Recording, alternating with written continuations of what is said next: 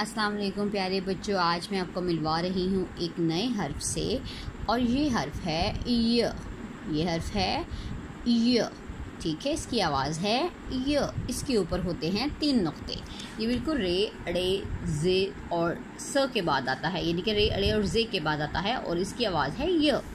चलिए, य से क्या बनता है? यालाबारी। ये देखिए, ये छोटे छोटे डॉट्स हैं, छोटी छोटी बूंदाबांदी बर्फ़ की तरह होती है।